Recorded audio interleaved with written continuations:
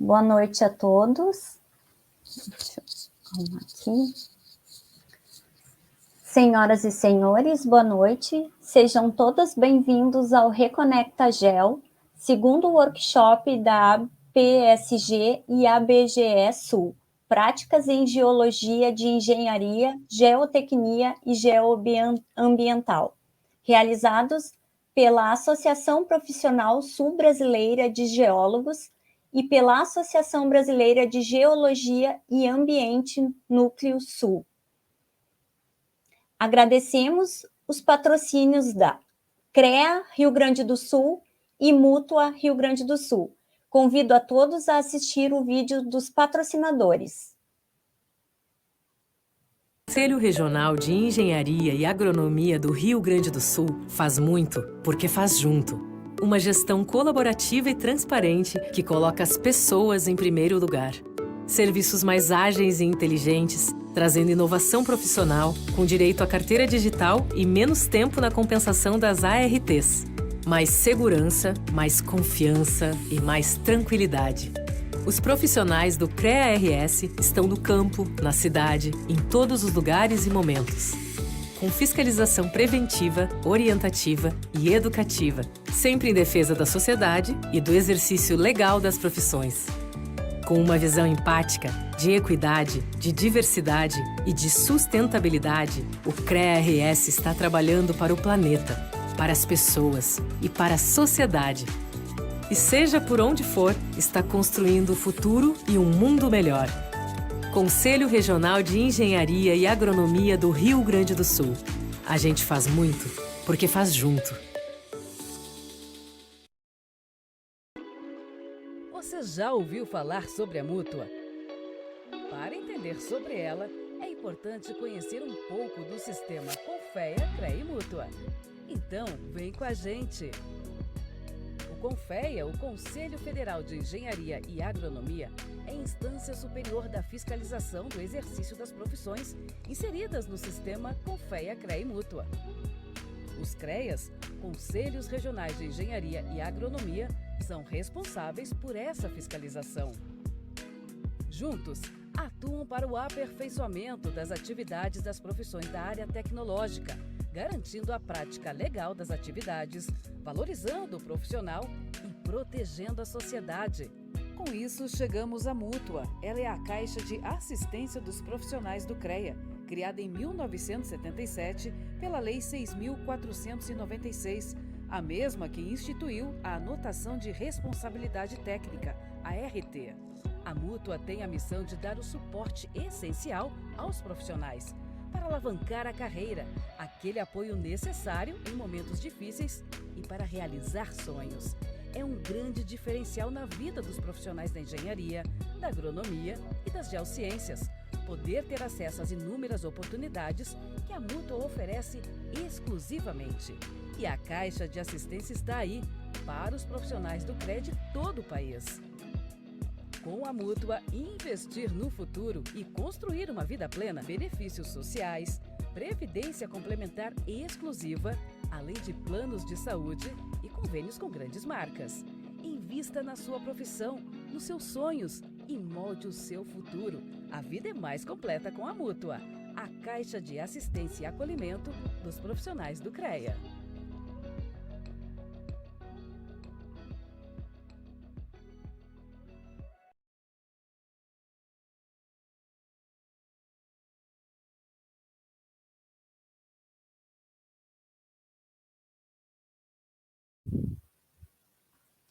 Para compor a abertura do evento online, convido as autoridades. O geólogo Daniele Di Giorgio, presidente da APSG, a geóloga Débora Lampert, presidente do núcleo da APGE Sul, a engenheira Miriam Souza, representando o Conselho Regional de Engenharia e Agronomia do Estado do Rio Grande do Sul, o CREA-RS, o geólogo Pablo Souta Palma, diretor-geral da Caixa de Assistência dos Profissionais do CREA-RS. E para dar as boas-vindas, passamos a palavra ao presidente da Associação Profissional Sul-Brasileira de Geólogos, da APSG, Daniele Di Giorgio. boa noite, mas talvez possamos dizer bom dia e boa tarde, porque a intenção é que essas palestras fiquem gravadas para uso futuro. Com um pouquinho de emoção, vamos então começar esse primeiro ciclo do workshop do Reconecta Geo, que foi realizado graças ao patrocínio do CREA-RS, da Mútua RS, e representa uma parceria entre a PSG e a BGE Sul, que permitiu uma vontade da diretoria atual de fazer algum evento que fosse focado justamente em engenharia, geologia de engenharia, com geotecnia e também geoambiental. Agradeço o professor Adelir, que foi o catalisador dessa parceria entre a PSG e a BGE Sul, coordenando assim as duas forças de maneira tal que esse workshop tivesse vida. E então conseguimos dessa forma proporcionar a partir de agora umas palestras que eu tenho certeza que vão acrescentar grande capacitação aos profissionais, não só geólogos, mas também das várias engenharias e agronomias também.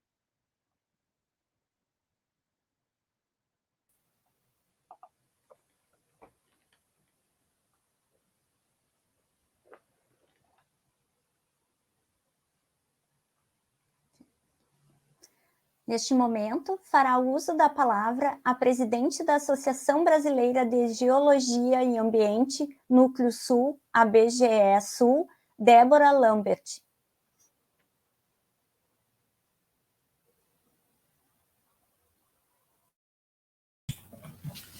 Boa noite a todos, boa noite a todas. Sejam muito bem-vindos no Reconecta Geo.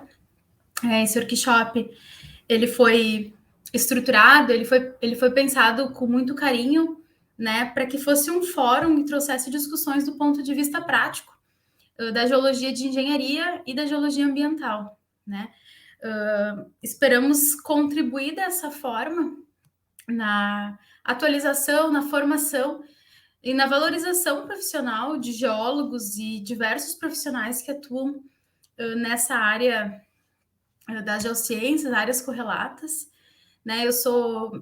Hoje represento a BGE, o Núcleo Sul da BGE. A BGE é a Associação Brasileira de Geologia, de Engenharia e Ambiental. Ela é uma entidade técnico-científica que ela congrega estudantes e profissionais que atuam nessa área da geologia de engenharia e ambiental. Né? O nosso principal objetivo enquanto entidade é justamente estimular o debate e a reflexão sobre temas que visam subsidiar decisões técnicas referentes às diferentes intervenções da sociedade no meio físico, seja do ponto de vista da geologia, da engenharia ou da área ambiental. Né? Então, é com muita alegria que a gente topou essa parceria junto com a PSG e a gente promove esse workshop que vai durar aí 4 ciclos, né, com diversos profissionais trazendo práticas, discutindo práticas aplicadas, né, de geologia, de engenharia. Então, sejam muito bem-vindos, aproveitem, né, e muito obrigada por estarem conosco nessa noite. Neste momento, fará uso da palavra Miriam Souza, engenheira florestal, gerente de relacionamento com entidades de classe do CREA, da Associação Gaúcha de Engenheiros Florestais, representando o Conselho Regional de Engenharia e Agronomia do Estado do Rio Grande do Sul.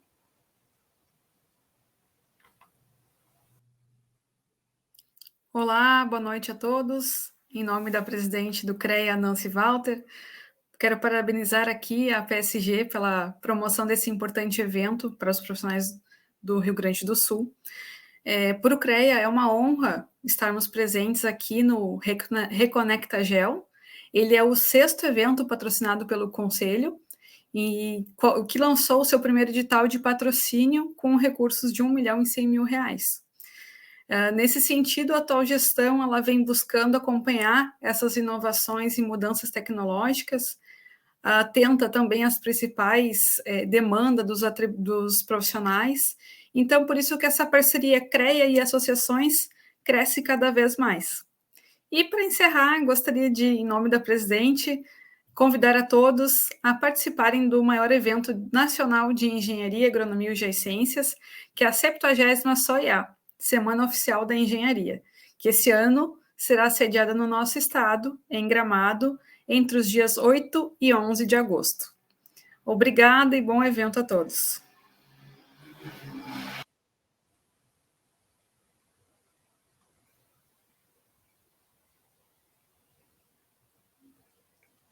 Neste momento, fará uso da palavra o geólogo Pablo Souza Palma, geólogo e engenheiro de segurança do trabalho, diretor-geral da Mútua RS, Caixa de Assistência dos Profissionais do CREA, falará conosco.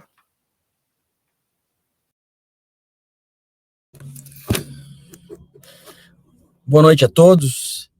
É um prazer, como geólogo e diretor também da Mútua do Estado do Rio Grande do Sul, participar de mais um evento da PSG, na qual já fui diretor, já fui vice-presidente, e sei o quanto que nós, geólogos, carecemos de eventos como esse e como nós, geólogos, dependemos aí da nossa entidade mãe, a PSG, e por isso eu queria parabenizar na pessoa do nosso presidente, Daniele Giorgio, que faz um excelente trabalho à frente da nossa entidade, e também do professor Adelir, que foram as duas mentes brilhantes aí, em nome das quais eu parabenizo pela execução desse evento que começamos hoje. A Mútua, ela sempre foi parceira da PSG, seremos parceiro enquanto eu estiver à frente da diretoria geral da Mútua, e sempre que puder ajudar a categoria, vocês podem contar comigo. Tivemos vocês podem ver aí, não consegui botar um ambiente de fundo aí, estou a campo, vocês sabem como é que é a vida de geólogo, a gente tem que trabalhar a gente se move, né? A gente é fluido, então a gente tem a necessidade de estar em locais distantes e nem sempre a gente tem toda a estrutura necessária para fazer tão bem estruturado como os colegas, mas a gente está aqui de coração, né, defendendo o interesse da geologia. Temos pautas importantes, né, que não vão ser discutidas especificamente hoje, mas é importante que vocês entendam que nós aí que estamos à frente do processo político das entidades da geologia estamos lutando por todos nós. Temos um desafio muito grande numa PL em que está sendo construída na Câmara Federal, em que se tira a atribuição de paleontologia dos geólogos, dos biólogos. Estamos aí, eu, Daniele, e as lideranças da geologia lutando para que isso não aconteça. Temos certeza que lograremos êxito, mas é importante que todos os senhores estejam a par das tentativas que estão acontecendo a outro sabor da nossa profissão. Para quem não está por dentro, me segue lá na minha rede social, que eu falo um pouquinho o que está acontecendo e vocês vão ter um pouco de entendimento. Se não, fala com o Daniele aí, qualquer um de nós da diretoria que vamos ter condição de explicar para vocês. De mais a mais, é muito importante, né, a participação de nós, geólogos, dentro do sistema Confea-CREA. Tenho certeza que teremos aqui uma boa plateia e conseguiríamos divulgar aí os conhecimentos através do professor Bressan, especialmente, que foi meu professor durante a graduação. Grande professor, parabéns aí, muito obrigado a ti e ao professor Bastos aí por se disporem em contribuir um pouco mais, né, o tanto que já contribuíram com a construção da nossa geologia aqui no estado do Rio Grande do Sul. Que tenhamos, né, presidente, um bom evento.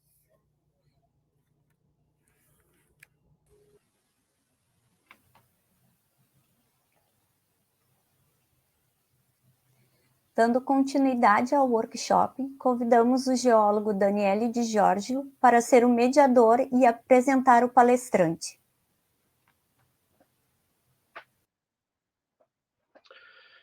Então, agora, sem mais delongas, assim como se fala, vamos começar a entrar de cabeça, finalmente, nessas palestras, com a primeira, que justamente vai tratar na parte mais introdutórias do que será os assuntos desse workshop. Geologia de engenharia, do que tratamos, né? Vai ser assim que a gente vai começar, e a palavra vai para o professor César Augusto Burquet Bastos, que é graduado em Engenharia Civil pela Fundação Universitária Federal do Rio Grande em 1967, é mestre e doutor em Engenharia Civil pela Universidade Federal do Rio Grande do Sul, em 91 e 99, respectivamente. Atualmente é professor titular da Universidade Federal do Rio Grande, a FURG, e é lotado na Escola de Engenharia e atuando no ensino de geotecnia. É sócio representativo da Associação Brasileira de Mecânicas dos Solos e Engenharia Geotécnica e associado do Núcleo Sul da Associação Brasileira de Geologia de Engenharia e Ambiental, onde atualmente ocupa a vice-presidência e tem experiência na área de engenharia civil com ênfase em geotecnia, atuando principalmente nos seguintes temas: mapeamento geotécnico, caracterização geotécnica dos solos, geotecnia ambiental, geologia e pedologia aplicada à engenharia, e é atual diretor da Escola de Engenharia da FURG. Então, vamos passar a palavra para o professor César Augusto Burquet Bastos para essa palestra introdutória do workshop.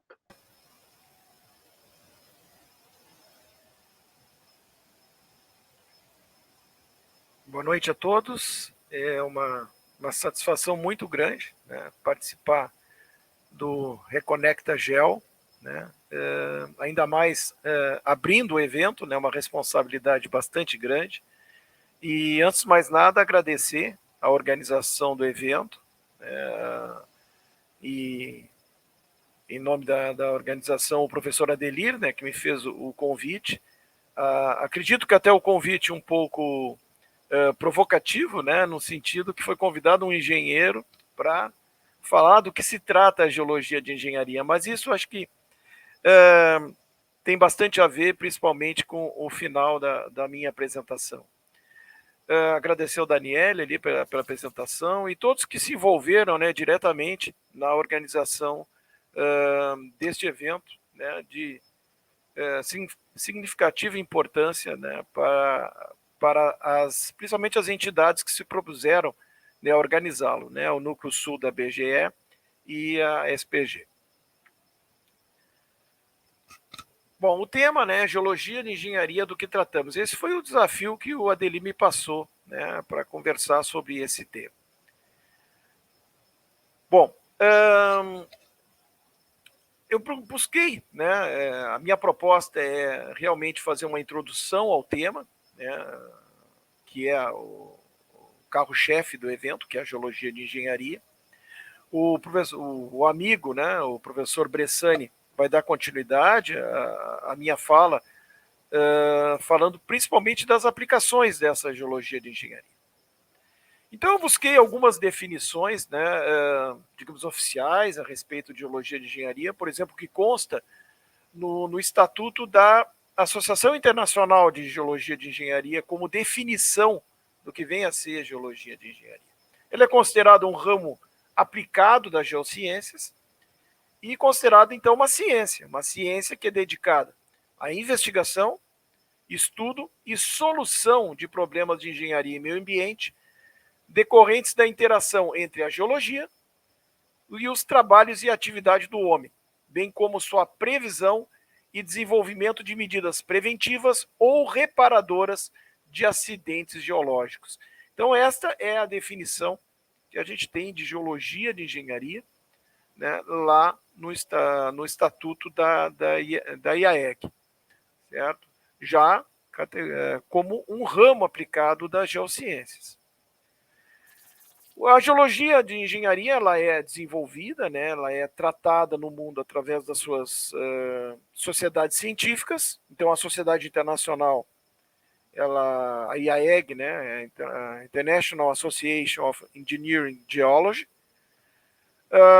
No Brasil, ela tem como sociedade científica a ABGE, Associação Brasileira de Geologia de Engenharia Ambiental, que tem seus núcleos regionais, e aqui no núcleo agora, núcleo sul, que envolve Rio Grande do Sul, Santa Catarina e Paraná, tem na presidência, né, a Débora, que há pouco conversou com a gente, e eu tenho procurado ajudar a Débora aqui ocupando a vice-presidência. Mas temos um grupo aqui que tem buscado justamente a divulgação da geologia de engenharia no nosso meio. Bom, a ABGE, ela tem no seu estatuto, ela define a abrangência da geologia de engenharia e ambiental, né? Observe que nós temos agora o termo ambiental associado à geologia de engenharia, isso a partir da mudança da nomenclatura da associação, isso já lá na década de 90, final da década de 90. Então, o que diz lá no seu estatuto a ABGE? A geologia de engenharia, ela trata da investigação e caracterização da morfologia, estrutura, estratigrafia, litologia e propriedades das formações geológicas. Até então, isso aí, digamos, está bastante relacionado à própria geologia clássica. Mas agora vem as particularidades. A caracterização das propriedades mecânicas, químicas e hidráulicas de todos os materiais terrestres envolvidos em construção, recuperação de recursos e alterações do meio ambiente. Avaliação do comportamento geomecânico e hidrológico dos maciços rochosos e terrosos. A prevenção de alterações ao longo do tempo das propriedades acima descritas. A determinação dos parâmetros a serem considerados nas análises de estabilidade e na operação confiável das obras de engenharia. A proteção, recuperação, melhoria e manutenção das condições ambientais. Então, isso consta lá no Estatuto da ABGE a respeito da abrangência da geologia de engenharia e ambiental. Eu procurei também trazer, eu achei oportuno, a gente entender a história da geologia de engenharia. Na verdade, a geologia de engenharia ela remonta lá à segunda metade do século XIX. E até os dias de hoje, ela é dividida em 3 fases. Nós temos uma primeira fase, né, que vai, então, portanto, da metade do século XIX até a Segunda Guerra Mundial, onde, nesse interim, foi introduzido esse termo geologia de engenharia. Consta ser introduzido lá em 1874. Mas a geologia de engenharia, na verdade, eram cartas geológicas que acompanhavam os projetos de engenharia. Quer dizer, numa visão puramente geológica. Então, eram levantamentos geológicos que acompanhavam os projetos. Não havia essa interação. Já a partir da Segunda Guerra Mundial até os anos 80, né, nós temos o reconhecimento, então, que os conhecimentos de geologia deveriam ser integrados aos conhecimentos de engenharia para soluções dos problemas. Foi favorecida a geologia de engenharia pelo desenvolvimento, o grande desenvolvimento da mecânica de rochas, isso lá nos anos 50, e isso começou a ter a formação em escritórios de engenharia, né, de equipes formadas por engenheiros e geólogos. Isso começou já na década de 60. Depois nós tivemos um outro marco, que seria a terceira fase, a partir dos anos 80, onde a questão ambiental começou a participar mais conjuntamente da geologia de engenharia. Tá? Então, isso determinou a formação de uma terceira fase da geologia de engenharia no mundo. E no Brasil? Bom, procurei fazer um apanhado histórico e os primeiros registros, né, de documentos geológicos acompanhando projetos de engenharia data lá o início, né, do século XX, lá em 1907, né, os primeiros documentos geológicos acompanhando projetos de engenharia na Estrada de Ferro Noroeste do Brasil. Né? Também tem um registro lá do início do século XX, foi criado o Centro de Pesquisas Geológicas da Inspetoria de Obras Contas Secas. Esses estudos visavam a construção de barragens no Nordeste, né, para minimizar problemas decorrentes da seca lá no semiárido. E compunha a equipe, né, geológica desse centro geólogos americanos. Um grande marco, né, na geologia, e em particular na geologia de engenharia, foi a criação, isso lá na década de 30, 1937, da seção de Geologia e Petrologia do IPT. Então, o IPT começou a desenvolver o trabalho, depois a seção mudou de nome, né? Teve outras nomenclaturas ao longo do tempo, mas lá que a gente pode dizer que nasceu a geologia de engenharia genuinamente brasileira. Então, no IPT se criou, nesses setores, o trabalho conjunto de engenheiros e geólogos, desenvolvendo trabalhos de grande relevância desde aquela época. Um outro marco foi já na década de 60, quando se tem o registro a contratação do primeiro geólogo por uma empresa privada de engenharia. Em 1961 foi a Geotécnica S.A., né? E a partir da década de 60 é que nós tivemos o grande impulso, né, da geologia de engenharia no Brasil. Né? Com o advento, então, das grandes obras de engenharia, década de 60, principalmente década de 70, era comum as grandes empresas terem, né, nas suas equipes formadas, então, por engenheiros e geólogos trabalhando conjuntamente e produzindo projetos integrados. Foi criada em 1968 a Associação Paulista de Geologia Aplicada, que é o embrião da nossa BGE. Né? Foi transformada em ABGE, em Associação Brasileira de Geologia de Engenharia, em 1972. E a pujança da geologia da engenharia naquela época era tamanha que o Brasil ousou sediar o segundo Congresso Internacional de Geologia de Engenharia, em São Paulo, em 1974.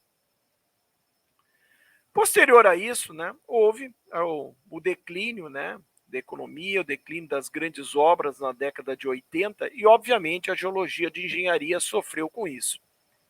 Então, nas décadas de 80 e até 90, nós tivemos um forte desmantelamento, né, de importantes escritórios de engenharia e, com isso, né, onde era praticada a geologia de engenharia, e com isso houve um declínio, né, que acompanhou a própria engenharia. Na década de 90, apesar disso, cabe citar também, acompanhando a tendência, né, mundial, a BGE também tratar a questão ambiental relacionada à geologia de engenharia. Tanto que ela agrega ao nome da associação, em 1999, o termo ambiental. Passou a se chamar Associação Brasileira de Geologia de Engenharia e Ambiental. Então, esse seria um breve histórico, gente, da geologia de engenharia no âmbito mundial e aqui no Brasil. Bom, mas o tema, né, que me foi proposto é o que tratamos da geologia de engenharia. A gente viu algo mais de conceito ali, né, e de história. E eu procurei, nesse slide, Eu não consegui, na verdade, espaço para colocar mais figurinhas ali, né? Mas pode ser que alguma área não seja contemplado, né? Mas eu procurei representar aqui as principais áreas de atuação do geólogo de engenharia. Começando lá no canto superior esquerdo, né, recursos hídricos, né, tanto os recursos hídricos superficiais como águas subterrâneas. Então, a importância da geologia de engenharia, né, nos grandes projetos nessa área de recursos hídricos. Né, o país ainda demanda, né, grandes projetos nessa área. Né, nós temos problemas seculares a serem resolvidos.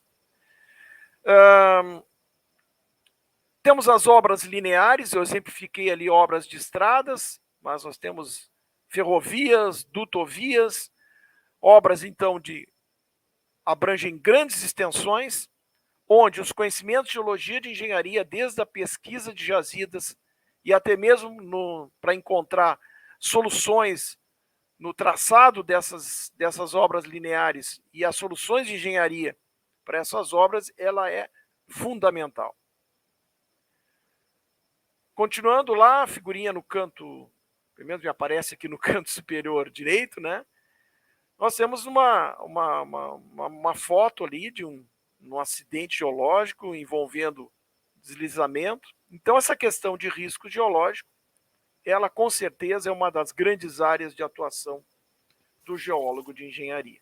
É uma área também que ainda estamos carentes de estudos, carentes de políticas, né, públicas cujo risco geológico ele não seja tratado de maneira, digamos assim, intermitente, né? A gente vê falar muito de risco geológico, e, infelizmente, quando a gente é submetido a alguma catástrofe geológica. Aí volta o tema do risco geológico, mas, infelizmente, ele não tem uma política pública consistente. Já melhorou em relação a que tínhamos no passado, mas ainda temos um caminho muito grande a percorrer a ter uma política pública consistente na área de riscos geológicos, medidas de mitigar esses riscos e evitar perdas de vidas e materiais que a gente ainda convive. Nisso, nós temos a produção da cartografia geotécnica ou geológico-geotécnica, como preferirem, onde o geólogo vai ter uma atuação muito importante, geólogo de engenharia, né? E aqui eu não estou, talvez, falando o termo geólogo, mas eu digo aquele que pratica a geologia de engenharia, né? Tem um mercado grande nessa área, onde são produzidos documentos muito importantes, tanto na prevenção dos riscos geológicos, como no planejamento do uso e ocupação dos solos nas cidades.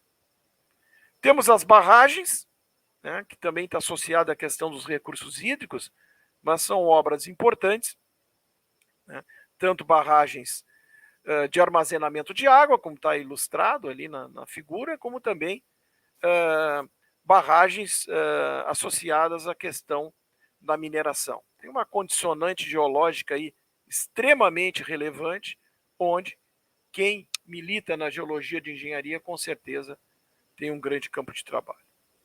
Temos a exploração mineral, né, a mineração, seja na produção de minérios, né, destinados à indústria, seja na exploração de agregados para a construção civil, né, dentre outras, né, as atividades de mineração, onde o geólogo de engenharia também tem um papel bastante relevante.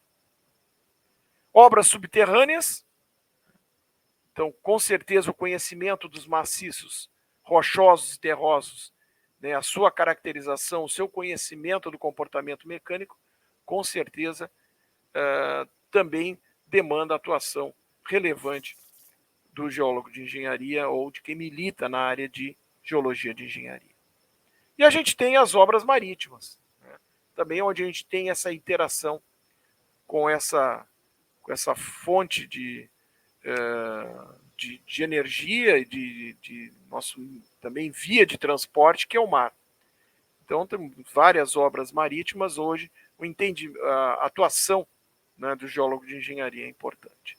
Pode ter ficado de fora alguma atuação, procurei pensar algumas, mas a mensagem, né, nesse slide era no sentido de que onde que entra o geólogo de engenharia?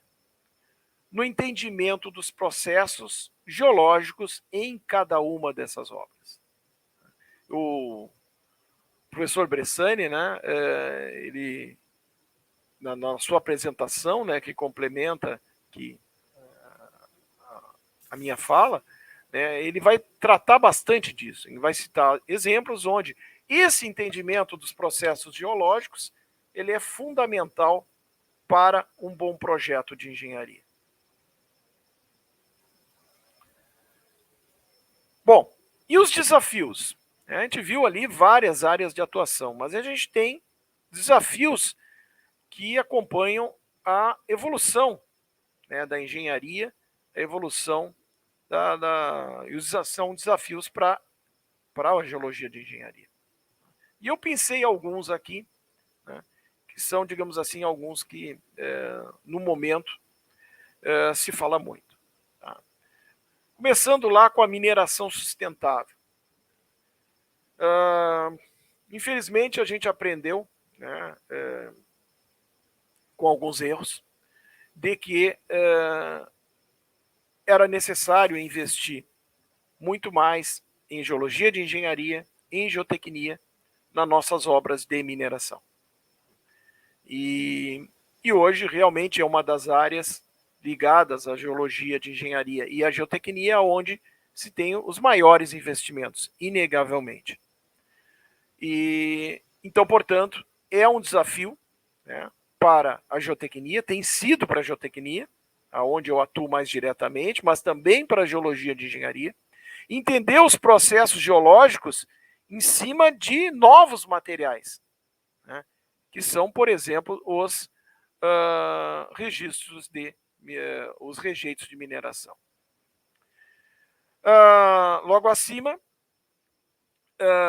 também falo ali das alterações climáticas, né? A gente está vivendo, né, os efeitos dessas alterações climáticas, ou como a gente conversou, né, o Bressani, alguns dias atrás, as desordens climáticas, né, onde a gente está tendo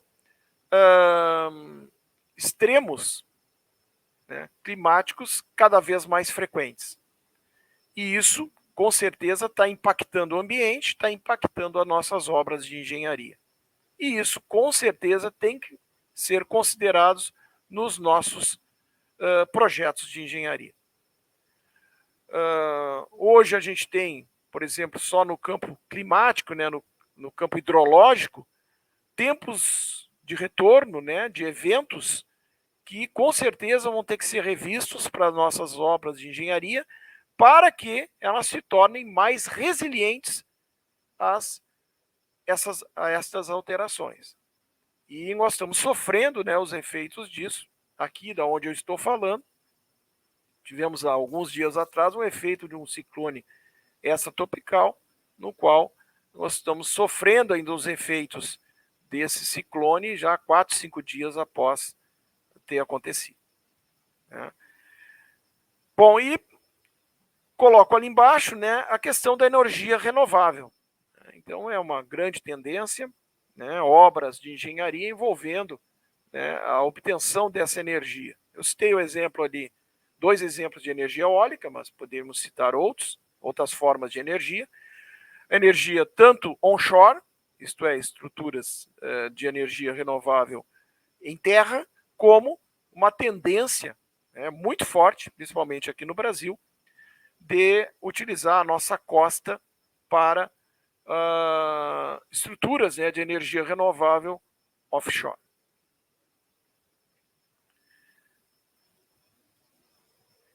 E, pessoal, eu vou finalizando, então, a minha fala, vou deixar depois, um tempo aqui razoável, para o professor Bressani, né,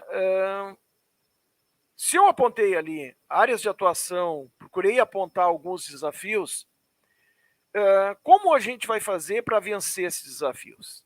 Inegavelmente, nós tivemos esse hiato, né, da geologia de engenharia por algumas décadas, não digo um hiato, mas, né, o que acompanhou a própria engenharia, né, com o menor número de grandes obras, né, a falta de investimentos, mas a gente tem ver que seja sinalizado essa retomada.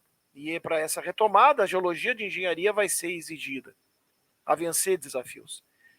E qual o caminho para vencer esses desafios? Então, aqui vai a minha opinião a respeito, né, que é compartilhada já em conversas com o próprio Bressani, com a Adelir, né, que tudo passa pela formação continuada. Isto é, os geólogos, engenheiros civis, engenheiros geológicos, né, eles com certeza não vão ter aquela formação completa em geologia de engenharia, não de completa, mas torna-se necessário a complementação dessa formação. E isso vai se dar ampliando os conhecimentos em geologia aplicada e em geotecnia. Numa linguagem que seja, não digo acessível, mas seja assimilável, digamos assim, seja pelos geólogos como engenheiro.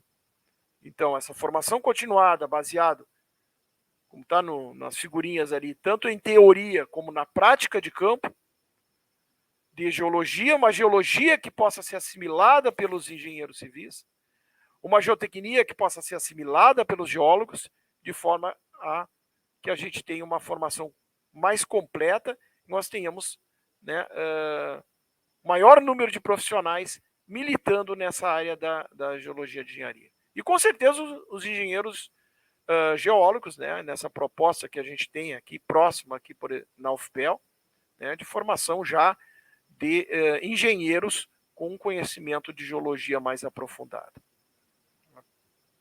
E cabe, eu penso, que eventos como esse, né, complementados por cursos onde as sociedades, né, a SPG, a BGE tem um papel bastante relevante, o apoio, né, de patrocinadores como o CREA e o Mútua tem um importante papel no estímulo a essa formação continuada. E aí eu, só para encerrar, contar minha história em termos de formação continuada na área de geologia de engenharia. Essa formação que me fez aceitar esse convite do Adelir aqui, de falar sobre geologia de engenharia, eu sendo um engenheiro civil. Quando eu estava cursando doutorado na URGS, junto com alguns colegas, e alguns colegas formados em graduação e na própria URGS, tinha uma referência em geologia de engenharia, o saudoso professor Marco Aurélio Azambuja, que era um ícone da geologia de engenharia aos cursos de engenharia lá da URGS. E naquele período, ainda em créditos do doutorado, a gente, né, estimulado até por eles, já conheciam, né, já tinham tido aula com o professor Marco Aurélio, pedimos a ele um curso, né, um curso de aperfeiçoamento de geologia de engenharia, nós todos engenheiros. E o professor Marco Aurélio chegou para nós e disse: bom, eu dou o curso para vocês, só que vocês vão ter que ter conhecimento de geologia para entender, né, essa geologia aplicada que eu vou ministrar o curso a vocês. Então, nos indicou a cursar toda a sequência de geologia do curso de Engenharia de Minas da URGS. Isso nós levamos de 1 ano e meio a 2 anos, cursando disciplinas desde a cristalografia até passando por mineralogia, petrologia ígnea, sedimentar e metamórfica, né? Olha, e um conhecimento que nos enriqueceu muito. Tá? E depois desses 2 anos, acho que chegou a 2 anos, procuramos o professor Marco Aurélio e disse: olha, missão cumprida. Estamos aqui agora para o curso de Geologia de Engenharia, um curso de aperfeiçoamento nessa área de geologia aplicada, e ele prontamente cumpriu, né, a promessa e ministrou esse curso a nossa. Então, vejo que a formação continuada é o caminho para nós termos o número necessário de geólogos de engenharia atuando no mercado e contribuindo a vencer esses desafios. Bom, já me alonguei, acho que bastante, né? Mas acredito que fiz algumas provocações aqui para o debate, né, após as nossas falas. Agradeço a atenção de todos, né, e a organização do evento por esse convite. Muito obrigado.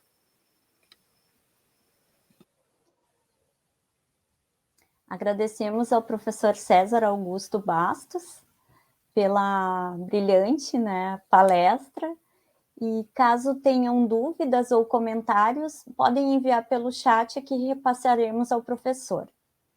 Dando continuidade ao workshop, convidamos a geóloga Débora Lampert para ser a mediadora e apresentar o nosso próximo palestrante.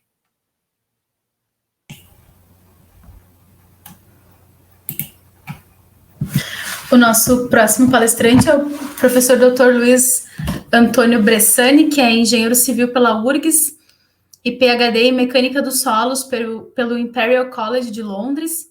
Ele é sócio da BSE Engenharia Geotécnica e Ambiental, tem experiência de 35 anos em comportamento de solos tropicais, envolvendo aspectos estruturais, resistência residual e permeabilidades, estabilidade de taludes e estruturas de contenção, mapeamento geotécnico, avaliação de risco de escorregamentos de terra, instrumentação geotécnica e túneis em rocha. Na pós-graduação da URGS, foi orientador de 56 dissertações e 11 teses de doutorado. Ele tem ainda experiência com projetos de engenharia na estabilização de taludes, estruturas de contenção, aterros de resíduos sólidos, mapeamento geotécnico e instrumentação de barragens, com análise de fluxo e deformação. Atualmente é consultor na área de estruturas de contenção, aterros sanitários, segurança de barragens, com recente desenvolvimento de sistemas automatizados para cálculo de fator de segurança. Professor Luiz Bressani, a gente agradece muito a tua participação aqui conosco, te damos as boas-vindas e passamos a palavra para você. Muito obrigado, Débora. Prazer estar com vocês.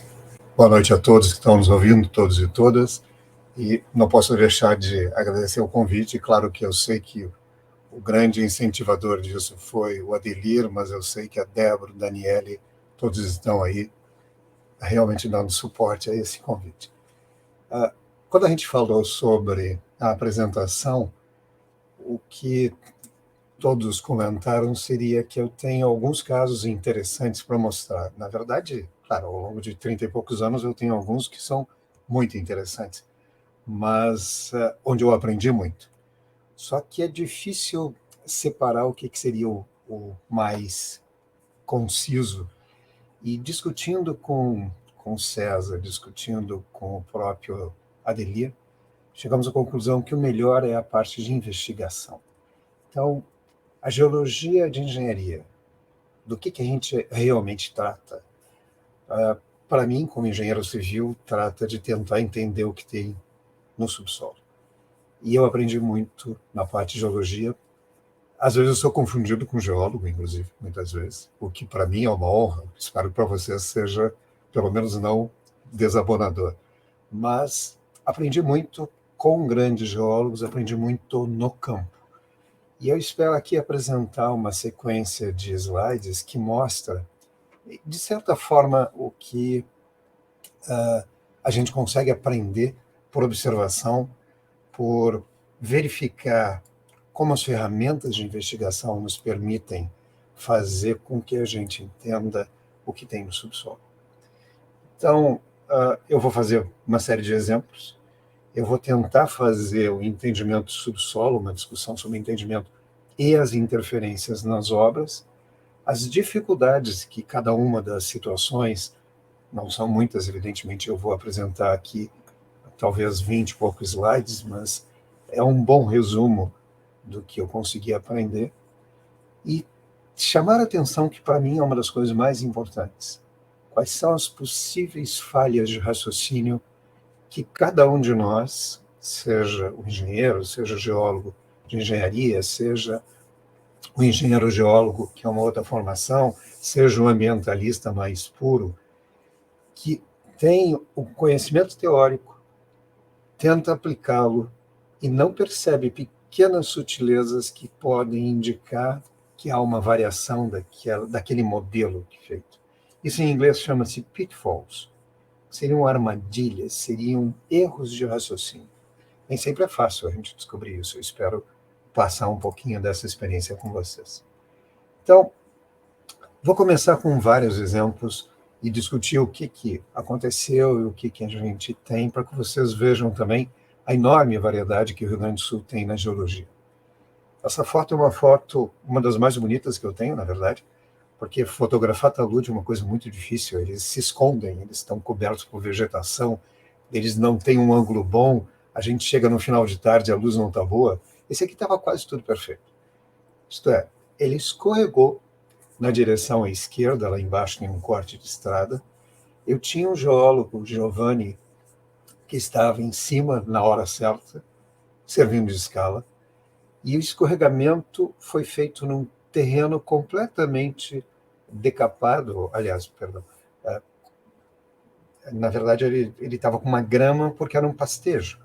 Porque aonde tem as árvores ali atrás, onde está isso aqui, tem o mesmo escorregamento, a gente não consegue ver nada, a não ser que tu entre lá para dentro. Então uma foto dessa ela é elucidativa por causa disso. Ela mostra como o movimento de uma quantidade de vários metros, talvez 7, 8 metros de deslocamento lateral aqui, a extensão é 50, 60 metros, mas não é muito profundo. Ele deslocou toda uma capa de solo, cerca de 2, 3 metros de profundidade, num contato muito nítido com o siltito. Então está aqui, um escorregamento que a gente considera raso, por causa desses 2, 3 metros.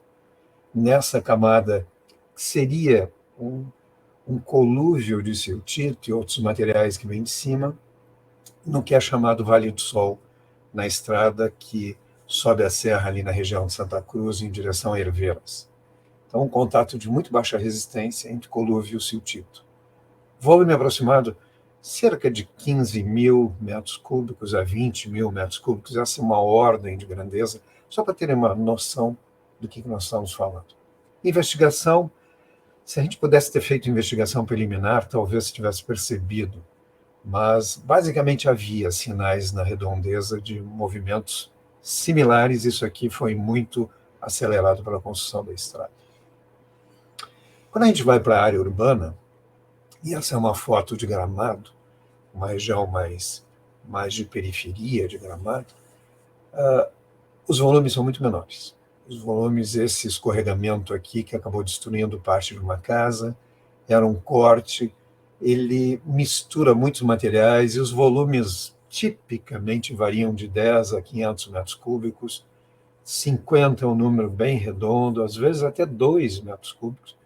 Só que 2 metros cúbicos numa situação muito íngreme, com uma casa muito próxima, significa que eu tenho de 4 a 5 toneladas caindo em cima de uma casa como essas aqui, com uma alvenaria simples e madeira em cima, ela não consegue resistir a isso. Então, o risco envolvido não depende apenas do volume, depende muito da geometria e depende muito dos materiais. Nesse caso, aterros, isso aqui são aterros que o pessoal mesmo escava, aterros de construção, e eles são muito difíceis de, primeiro, definir, porque a geologia aqui está completamente modificada pelo uso antrópico, e a geometria dá uma indicação muito pobre do que tem ali embaixo. A gente vai ter que realmente fazer uma investigação muito mais cuidadosa. Então, o trabalho aqui é quase que de garimpo para descobrir o que tem ali.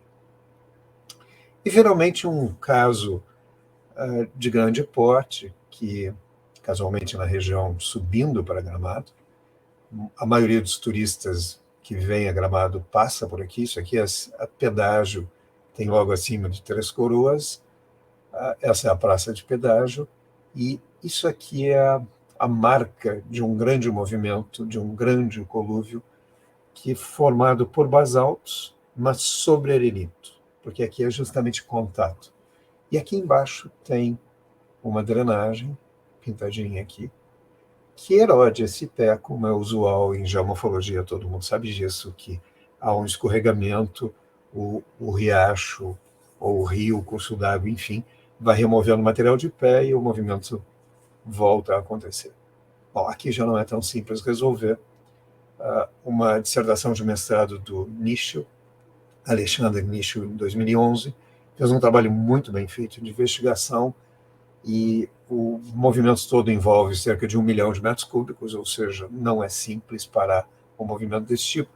Ele é lento, e até hoje não tem uma solução completa, ele está movendo muito lentamente, mas a cada período de chuva ele move novamente, abre-se trincas, e a gente vai ter que conviver com isso mais um período, porque os recursos são muito altos para estabilizá-lo completamente. Bom, com esses exemplos iniciais, o que eu quero mostrar é que o processo de investigação de campo, ele tem que ser feito pouco a pouco, e ele envolve a construção do que a gente chama de modelo geológico geotécnico. Eu preciso entender a geologia, eu preciso entender a geometria, as resistências e saber qual é o movimento associado mais provável para que, como engenheiro, a gente possa ter ferramentas para estabilizar, quando é o caso de taludes, ou no caso de fundações, aonde eu vou apoiar as minhas fundações, ou qual é a deformação que isso vai ter. Esse modelo ele vai servir de base para o estudo das soluções. E ele é um processo iterativo, é literalmente um conjunto de peças que a gente vai montando, e ele, como é usual na geologia, ele começa do geral para o particular. E isso foi um aprendizado que eu tive que fazer. Na engenharia, a gente começa do particular para o geral. E não é muito simples fazer a transição.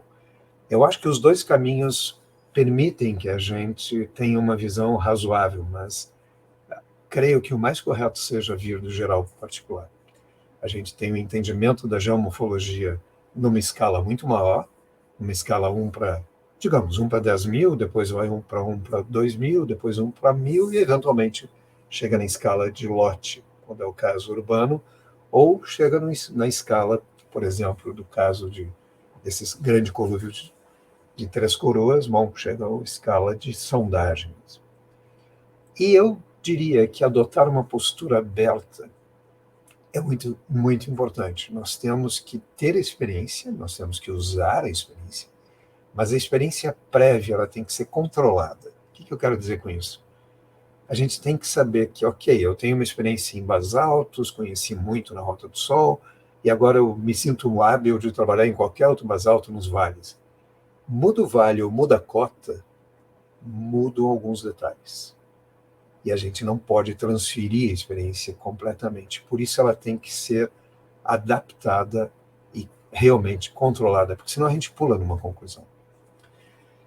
E aí as ferramentas que a gente dispõe são as ferramentas, além do estudo da geomorfologia geral, a gente vai para furos atrado, vai para trincheiras, poços de inspeção, e o colorido que se encontra nos materiais é extraordinário. A cor é muito importante para nós num sítio em particular, porque ela identifica materiais. Então, se eu consigo identificar um material e vejo que há uma variação de cor e é outro material, isso me ajuda enormemente em saber se eu posso aplicar o mesmo resultado a ele ou se é um material diferente, talvez com comportamentos diferentes. Então, isso aqui são transições de materiais muito nítidas. Isso é uma escavação e uma erosão parcial. Isso é uma trincheira, casualmente na Rota do Sol, feita em materiais muito alterados. Então, as cores são muito fidedignas. A cor dessas fotos estão muito parecidas com o que a gente via em campo. E aqui, um solo de arenito, mas cuja parte superficial está completamente avermelhada, porque é um processo de laterização. Nos trópicos aqui a gente tem muito disso. Então, embora sejam de origem completamente diferente, eles podem ter cores, às vezes, em diferentes regiões relativamente semelhantes. Agora, no local em particular, a gente começa a ver nuances que nos ajudam muito. E outra coisa que se faz muito é observar, sejam as valas que foram feitas, nesse caso, para drenagem, e nesse caso em particular, para tentar barrar a passagem de capivaras. Isso é em São Paulo, isso aqui é uma plantação de cana, e havia uma zona mais protegida e havia um núcleo de capivaras. Então, essa vala era relativamente profunda, e isso aqui era o material que eles tinham escavado. Essa é uma visão de cima para baixo, a foto não dá para entender muito isso, mas eu estava em pé, a tendência lá no fundo ser uma cota bem mais baixa, e esse ponto aqui me foi muito interessante para uma transição de derrames. Eu estava procurando entender onde é que estava o contraste de derrame, a vala me mostrou. E, curiosamente, às vezes a gente tenta fazer trincheiras nos locais que, bom, parecem mais interessantes, deveria ter uma camadinha de argila mole ali, ninguém acreditava que tinha uma camada de argila mole muito profunda, a máquina, inclusive o operador da máquina. Tanto é que ele entrou e ficou nesse estado. Ou seja, mesmo a trincheira que não consegue ser executada, a gente meio que desistiu, não precisava da informação com muita precisão, ela é extremamente útil. Nesse caso, isso é em Capela de Santana, é um topo de morro que tem uma suave declividade, no meio havia uma pequena deposição de água, a gente não entendia muito bem, fomos lá ver, tem uma deposição de argila mole, antiga, profunda, 2 metros e pouco, e que é criada por um fluxo que é subsuperficial, que depois a gente conseguiu entender. Ou seja, às vezes, indicações esparsas no quebra-cabeça vão pouco a pouco se montando. E é isso que é o nosso trabalho. Bom, uma das ferramentas mais úteis para fazer o entendimento são as sondagens tipo SPT. Pode ser feito em materiais mais duros com rotativo, vou mostrar alguns exemplos aí, mas o SPT é uma ferramenta prática porque ela é relativamente rápida, econômica e vai a profundidades de até 30 metros sem muito problema. Depois disso começa a ser muito trabalhoso. E nesse caso aqui nós estávamos numa transição de solos de basalto, nessa parte superior era um solo com SPT 6 a 9, e de repente a ponta pegou um SPT muito mais resistente. Novamente, uma troca de materiais, e a ponta do amostrador, aqui aberto, mostra bem que havia uma transição de materiais muito nítida, não havia dúvida disso. Nesse outro caso, é uma areia clara e, de repente, um arenito bastante alterado, amarelado. Então, isso vai ser transformado num relatório, mas eu quero só salientar a importância de visualizar o material, de manipular o material, entender as suas cotas, as suas posições, a sua morfologia. Quando a gente vai para a sondagem rotativa, em materiais mais resistentes, a mesma coisa, uma descrição de testemunho, ela muitas vezes vira uma coisa meio quase burocrática. Muitas vezes eu pego relatórios que estão muito sintéticos. A gente telefona, consegue o telefone do geólogo que descreveu e entrevista o geólogo. E diz, mas tinha mesmo isso? Tu não tem uma outra foto? O que o sondador diz? E de repente a gente diz algo que não, perdeu água e tal. A gente nem observou muito isso, porque... Mas a perda d'água era uma fratura. A perda d'água era um dos dados mais importantes que eu precisava. Nesse caso, essa pequena fratura aqui, ela, no início foi pensado que era uma fratura só pelo movimento de rotação. Isso é um diâmetro pequeno, NX. Depois se descobriu que essa fratura, 7 metros de profundidade, ficava muito próximo do que a gente esperaria da ruptura que tinha em campo. Então, pode ser que tenha sido coincidência de máquina, mas tudo indica que essa era uma fratura muito semelhante, muito adequada para a explicação do fenômeno de rotação que havia no campo. Casualmente, isso aqui é, só para dizer nomes, eu esqueci de escrever, isso aqui é em Caciqui, no Rio Grande do Sul, são lamitos com lentes de carbono, bem quase um pequeno carvão, e é exatamente assim o material em campo quando a gente escava ele. Já esse outro material é uma caixa, aqui são as primeiras profundidades, até 6 metros, 8 metros, 13 metros, e depois me parece que essa sondagem foi até 20 metros de profundidade. Isso aqui é uma transição completa de materiais, alterações, num gabbro. Isso na região de Piracicaba, em São Paulo. Nos deu muita dor de cabeça esse material, porque ele varia muito lateralmente. Então, testemunhos, tá aqui, lamitos carbonosos, em Caciqui, e esse em Piracicaba, tem siltito e gabbro. Na verdade, os siltitos estão um pouquinho lateralmente. E no Rio Grande do Sul, nós temos, evidentemente, muitos cortes em basaltos ou muitos materiais que são descritos, às vezes, como basaltos, mas são realmente riolitos ou dacitos. A gente bota tudo num pacote só, rio-dacitos. E eles têm alterações em campo bastante importantes, geralmente ficam avermelhados. Os cortes são muito interessantes, se vocês forem à serra, examinem os cortes. E, às vezes, tem estruturas que têm curvas, que têm resistências mais baixas, contatos, que definem, basicamente, o problema que a gente pode ter. Aqui é um outro exemplo, e se vocês esqueçam essa linha, que isso aqui é um arame de varal da casa. Aqui. O que eu quero mostrar é a variação de cores que tem nessa parte de baixo. E esse aqui é um contato que seria descrito como uma rocha alterada fragmentada. Só que essa rocha alterada fragmentada está em cima de uma outra rocha completamente alterada, descrito muito mais como um solo saprolítico. Pois bem, então, na Serra tem muito disso. A gente tem rocha sobre solo, às vezes. Isso aqui, por exemplo, é uma dos contatos de derrame cheio de amígdalas que altera com uma velocidade muito grande.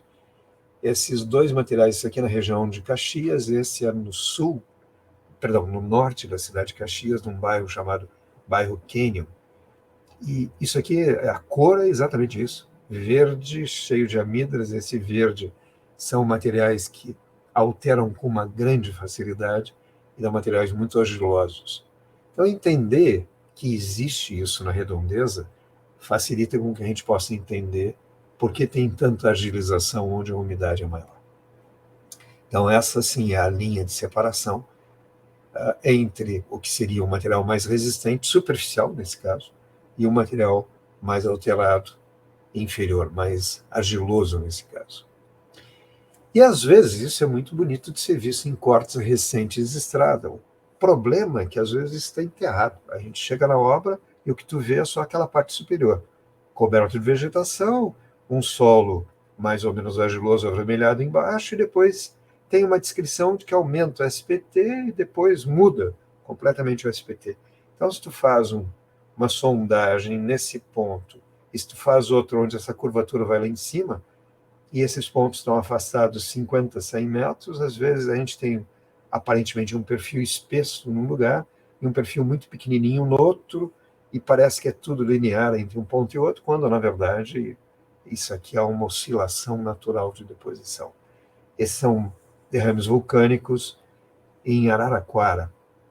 Isso não era exatamente na obra, mas era justamente no acesso para a obra. Eu parei muito rapidamente para fotografar, nós não tínhamos muito tempo. Mas muitas vezes no caminho da obra a gente pergunta, a gente percebe muitas evidências que na obra mesmo eu tenho muita dificuldade de encontrar. Aqui é uma outra transição entre arenitos e siltitos, aqui embaixo, um material bem resistente, e depois, isso aqui tudo indica é um material de colúvio mais antigo, um colúvio antigo, não mais antigo que a rocha. A rocha está aqui, foi alterada de certa forma, tinha alguma depressão, foi soterrada por esse material. Os comportamentos são completamente diferentes. E tende a haver uma passagem de água, tende a haver erosões muito diferentes no material e no outro.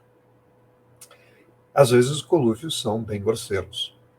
Isso aqui é na 471, que sobe aí de Santa Cruz para Herveiras, e daqui para baixo é um solo saprolítico, solo residual jovem, como alguns chamam. Eu prefiro usar a palavra saprolítico.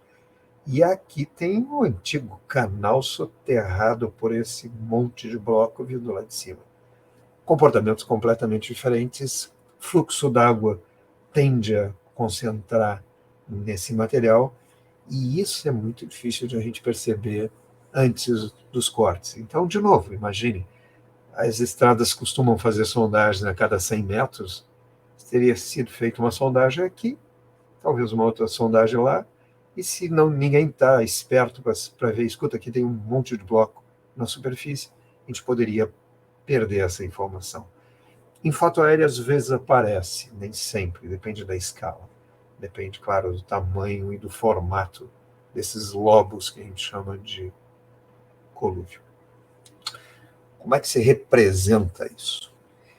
Tipicamente, a informação de geologia que se deseja passar é que tipo de rocha tem, se tem fraturas, bom, claro, se tipo de solo tem, se eu tiver solo em cima, fraturas na rocha, se há alteração na rocha, a cor da rocha, se tem umidade, se tem argilização, qual é a resistência, enfim.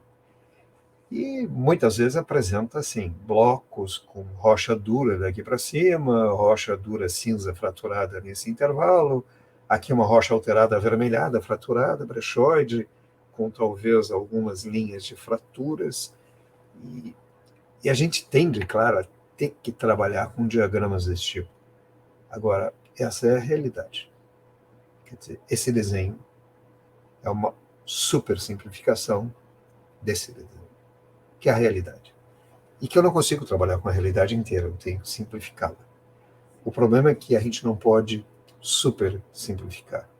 Nós temos que tentar transferir informação dizendo, olha, ao que tudo indica, essa rocha é muito dura, resistente, etc.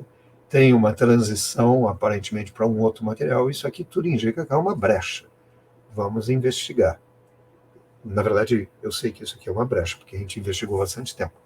Mas, às vezes, no início, apenas a cor é recuperada, apenas um pequeno testemunho de uma sondagem profunda é removida, e dependendo do diâmetro, muito pouco material sobrevive, mas isso é o que a gente tem que tentar descrever, tem que tentar entender, tem que tentar repassar, e principalmente, pouco a pouco, ir aprendendo o que é importante e o que não é importante. Essa é uma outra foto, agora eu estou tentando variar um pouco de locais. Isso aqui é no Amazonas, já perto de Roraima, lá. Isso é bem no meio da floresta amazônica, uma área muito preservada.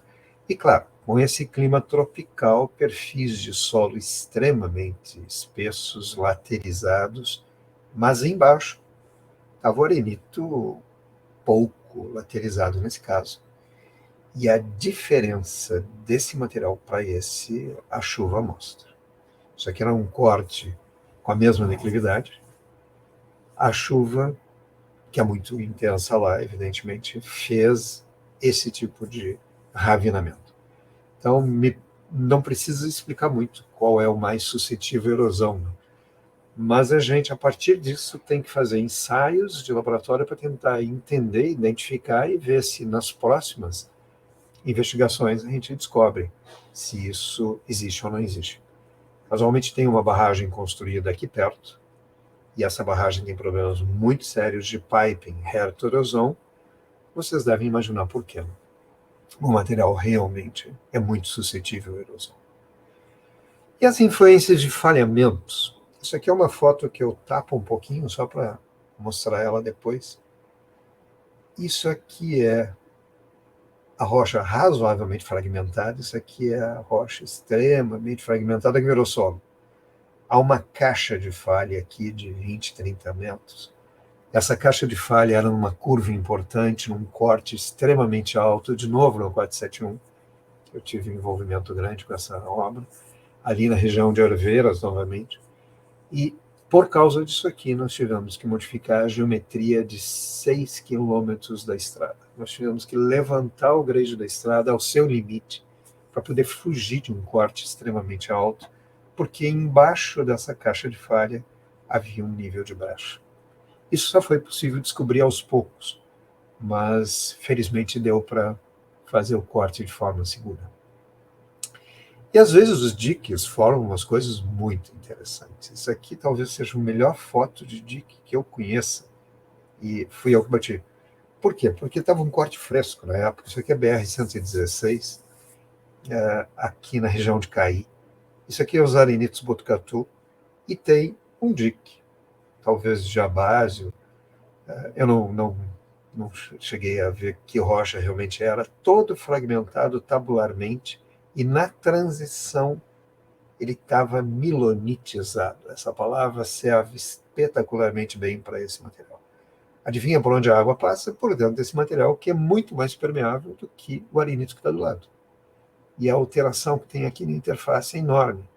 Então ele é um dreno natural de todo esse maciço.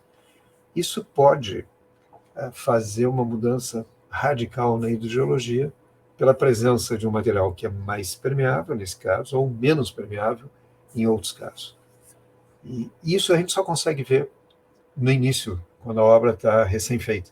Depois a vegetação vai cobrir tudo, e se ninguém souber que existe, olha, a gente passa por ali e não percebe esse dique. Isso aqui faz muitos anos que eu fotografei. Nem sei como é que está, nunca mais passei. É na região ali perto de Picada Café, a ponte sobre o rio Caí. E realmente a gente não transita muito por lá. Bom, esse é um exemplo dramático de fraturamento. Isso aqui em arenitos. São arenitos silificados sobre lamito. Isso aqui é um lamito muito débil. E adivinham o que esse pessoal fazia aqui? Eles exploravam pedra, cortando, tirando a base do lamito para desmontar esses blocos. Eles caíam, tombavam. Hoje essa pedreira foi desativada por questões de segurança, felizmente. Houve até acidentes graves, né? Isso é a formação Santa Maria, em Santa Cruz do Sul, no Rio Grande do Sul. E são rochas muito duras. Isso aqui eles fazem pedra de pavimento. A cidade, grande parte, é pavimentada com paralelepípedos feitos desse arenito silificado. Mas o tombamento de blocos, se vocês querem um bom exemplo de tombamento, esse aqui é um dos melhores que eu teria para oferecer. E isso meio que domina algumas regiões da cidade, no entorno da cidade de Santa Cruz do Sul. A cidade mesmo tem alguns problemas de instabilidade, mas não estão diretamente relacionados a esse exemplo tão dramático aqui. E, por fim, uma foto que eu acabei colocando hoje à tarde. Eu pensei, não, eu vou botar um exemplo mais geral, que lida muito com a questão de risco, mudanças ambientais, geomorfologia, a questão de interpretação do terreno como tal. Isso aqui é uma foto logo ao norte de Itati. Itati, a cidade de Itati está nessa escala, estaria um pouquinho para baixo por aqui. Isso é o rio Três Forquilhas. Ele faz uma curva importante aqui, tão importante que se a chuva for muito pesada, como está começando a acontecer, talvez ele volte para o canal original, que é reto, o que não é nada bom para a cidade de Itati. Mas o que eu vou chamar a atenção de vocês é que ele tem várias curvas aqui, e ele deixou alguns meandros meio abandonados, só que soterrados. Aqui tem não sei se vocês percebem a sutileza do antigo canal aqui. Dá para ver direitinho ele aqui. E vem para cá. Esse outro vinha aqui, e vem para cá. E agora ele está fazendo essa curva pesada, e vindo para cá, porque houve um deslocamento de material e ele faz isso. Mas o que é interessante são esses degraus na paisagem. Esses degraus na paisagem, quando a gente fez a estrada, a Rota do Sol, esse aqui é a Rota do Sol hoje. Nós cortamos essa meia encosta que fica à esquerda, que ficaria a oeste nesse caso, porque o norte é diretamente para cima.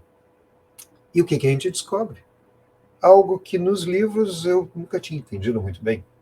Mas aqui é uma rocha dura, que é um segundo derrame todo com uma estrutura de fluxo, que a Andrea Número, na sua tese de doutorado, descreveu muito bem. E em cima disso, empoleiradinho lá em cima, seixo rolado. De onde é que saiu esse seixo rolado? Então aqui tem um tipo de rocha, ali outro, e lá o seixo rolado, são vales suspensos da Rota do Sol. São depósitos de seixos em cotas mais altas, nesse caso a 25 metros acima do fundo atual do rio, que estão lá. Seixo do rio, numa posição que eu nunca imaginei que eles estariam, mas completamente lógico quando analisa a geomorfologia da área. Então, coisas assim é que um bom geólogo tem que entender, descrever e saber usar a informação junto com quem esteja envolvido em obra. Ou, nesse caso, isso aqui era um grande dreno natural, os colúvios que estavam por cima dele estavam estabilizados, porque ele drenava. Em outros casos, ele pode ser um grande reservatório de água, que dependendo da situação pode ser ruim ou pode ser bom. Então, são situações como essa que nós temos que usar o conhecimento melhor do que a gente pode usar da geologia. Então, como a revisão, o que eu quis são mostrar exemplos, entendimento do subsolo e as suas interferências em obras, sem me alongar demais, as dificuldades que cada tipo de material apresenta, eu espero que isso tenha ficado claro, e essas questões de falha de raciocínio. Quer dizer, eu entrei pensando que seixo estava no rio e o seixo está lá em cima. Isso é uma falha de raciocínio. Eu imaginava que teria uma separação muito nítida entre os basaltos, rochas, e solo em cima e rocha para baixo. Nos basaltos eu tenho diferentes derrames, e por aí vai uma quantidade de exemplos muito grandes. Eu creio que algumas coisas que o César falou também são na mesma linha. Então, como resumo, o trabalho investigativo ele é incremental, a gente tem que ir somando coisas, e se algo não encaixa, porque ou eu não entendi bem, ou eu tenho que investigar mais. A análise dos dados, eu não posso ter um pré-julgamento muito rígido. Se a gente vai trabalhar numa área, é interessante ter base conceitual, mas a realidade da área é o que comanda. Então, o pré-julgamento nos ajuda, mas não deve ser restritivo. E examinar os dados objetivamente, numa escala adequada, o tridimensional, evidentemente, é fundamental na engenharia. A gente tende a fazer muito bidimensional, mas o tridimensional é o verdadeiro. E uma revisão contínua do processo. Quando eu explico como fazer a investigação, no caso da investigação de taludes, eu sempre comento sobre isso. A gente tem que fazer uma série de feedbacks, a revisão contínua. E por último, sempre que possível, procurem redundância, procurem ter sondagens manuais, sondagem mecânica, trincheiras, poços, eletroresistividade para bater com a sondagem, eventualmente instrumentação, e toda ferramenta que tiver disponível, usá-la para que dê complemento à informação que se tem. Mas a principal continua sendo inteligência aplicada ao modelo, o conhecimento anterior, evidentemente, mas a investigação de campo. Eu acho que com isso eu consigo dar um panorama e esperaria que vocês tenham entendido e me ponham à disposição para perguntas. Obrigado.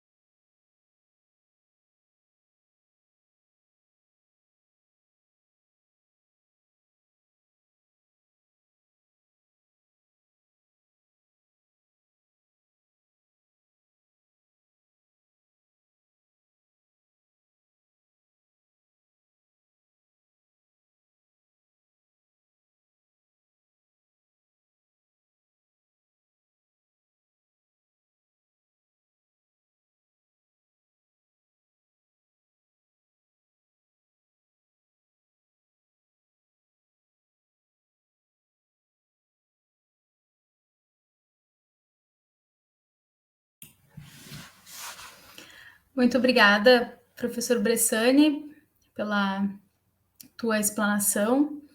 Muitos exemplos de diversas situações, as mais diferentes que a gente encontra, né? Quando a gente trabalha com geologia de engenharia, né, a gente se depara de fato com esses problemas. Às vezes a gente pensa é tudo basalto, mas na verdade a gente tem, né, muita variação dentro, às vezes, do mesmo derrame de basalto, né? Que quando a gente olha uma sequência inteira, né, uma coisa que parece tão homogênea, na verdade é super heterogênea e tem muito impacto nas decisões que a gente vai tomar, né? Isso pensando só no basalto, quando a gente pega toda a diversidade geológica que a gente tem muito mais variação e muito mais pontos, né, para a gente observar. Eu gostaria de convidar, então, tanto o professor Bressani quanto o professor César, para que a gente possa fazer uma rodada curta de perguntas, né, em função do tempo, mas seria importante que a gente pudesse discutir. A gente tem algumas perguntas que chegaram. Se mais alguém tiver alguma pergunta, algum comentário, alguma questão que queira colocar, pode colocar no chat, que a gente vai repassar para os nossos palestrantes. Só vamos aguardar aqui até que eles sejam habilitados para entrar conosco. Ali, perfeito. Agora sim. Então, eu vou começar com a primeira pergunta que a gente recebeu aqui, né? E aí, pode ser para os dois, na verdade, né? O geólogo e o engenheiro civil, eles enxergam a geologia de engenharia do mesmo ponto de partida? Bom, posso começar, presidente? Claro que sim. Eu diria assim, com a formação que a gente tem hoje, né, em graduação, a engenharia civil conhece, né? A geologia bem menos. Mas eu acredito que não enxergam do mesmo ponto de partida com a formação que se tem hoje, né? Por exemplo, com a geologia de engenharia que é ministrada nos cursos de engenharia civil, assim como a geotecnia, né? Ou a geologia de engenharia ou geotecnia que é ministrada nos cursos de geologia. Eu acredito que, por isso que eu volto àquele meu último slide. Agora, se nós tivermos, né, uma formação continuada na área de geologia de engenharia, né, envolvendo geólogos e engenheiros civis, né, aí sim, aí pode-se ter o mesmo ponto de partida. Mas hoje, assim, com a formação que a gente tem dos engenheiros civis e dos geólogos, eu não vejo, não que também seja muito errado não ter o mesmo ponto de partida, desde que se complementem, né? Sim. Mas eu não vejo que tenham essa mesma visão.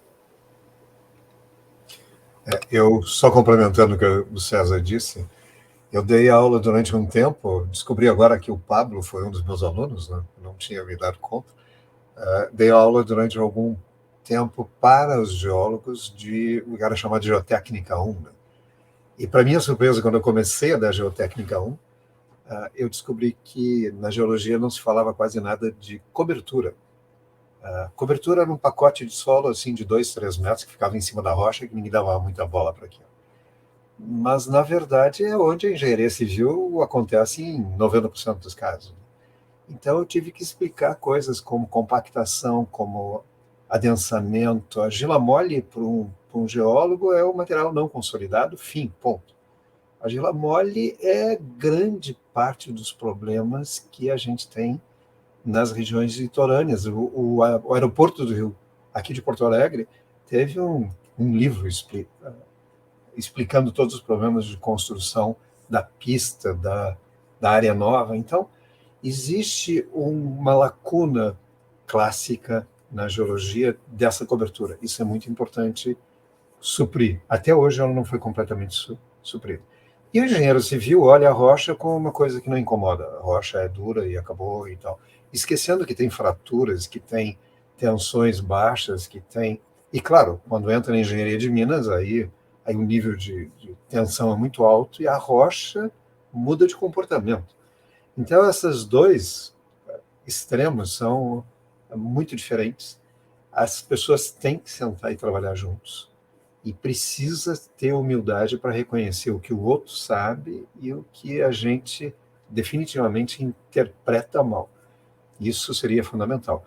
Por sorte, eu tive muito bons colegas que me ensinaram muito na geologia e tive excelentes relações de trabalho em geral. E tive ótimos alunos também.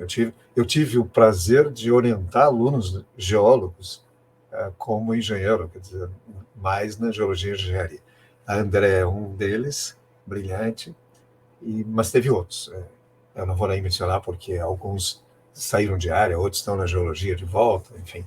Mas teve um papel muito, muito interessante. Entender a lógica de raciocínio e tentar aprender com eles, claro. Sim, no final das contas, essa integração ela é muito benéfica, né? Tanto para um lado quanto para o outro, né? Absolutamente. Os dois lados ganham quando a gente consegue interagir. E aí, nesse sentido, eu queria perguntar assim, qual a informação mais importante que o geólogo pode entregar no sentido de contribuir com o sucesso de um projeto? Então, assim, da visão do engenheiro, né? Como que essa informação, assim, o que de mais importante a gente pode contribuir também para os projetos? Tem que separar os projetos, eu imagino, né, César? Sim, mas eu acho que assim... Bem próximo do microfone. É o entendimento dos processos geológicos, né? Eu acho que é essa visão, né? O geólogo, ele também já trabalhei com alguns, né?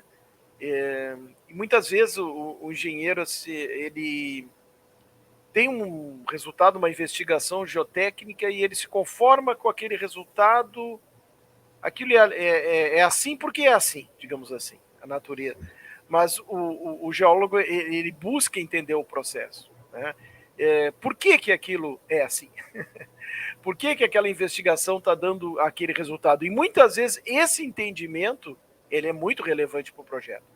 Não basta saber por que aquela sondagem se apresenta daquela forma, e sim por que ela se apresenta daquela forma. Isso muitas vezes é decisivo para o sucesso no projeto.